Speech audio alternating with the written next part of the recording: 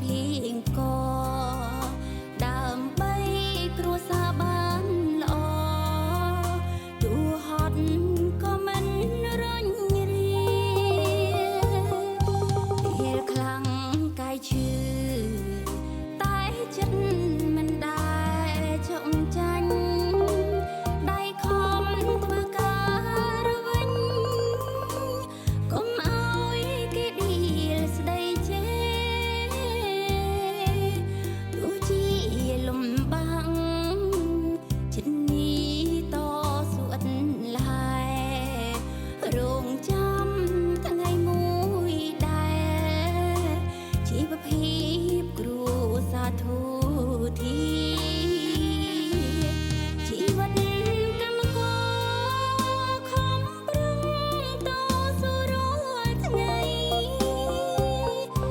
ដើម្បីបត់ថ្លៃបានរៀនខ្ពង់ខ្ពស់នឹងគេគ្រួសារសុខសាន្តលះបង់មិនដែលអូនតែទុំពេលខ្លះគេឌីជេក៏ចិត្តនៃតស៊ូបានខ្ញុំជា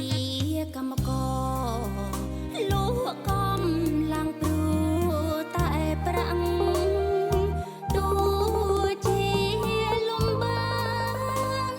ចិត្តនេះមិនដែលរញរាព្រោះតែគ្រួសារនឹងអនាគតបុត្រភ្ញីដើម្បីជីវភាពធូរធីប្រឹងប្រែងមិនគិតយប់ថ្ងៃ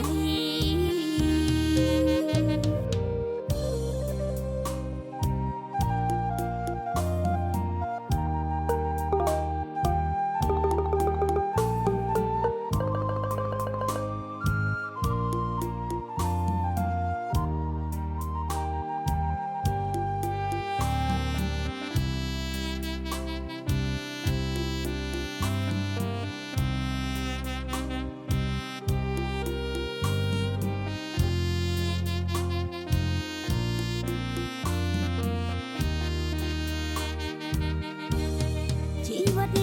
កម្មករខំប្រឹងតស៊ូរាល់ថ្ងៃដើម្បីបត់ថ្លៃបានរៀនខ្ពង់ខ្ពស់នឹងគេ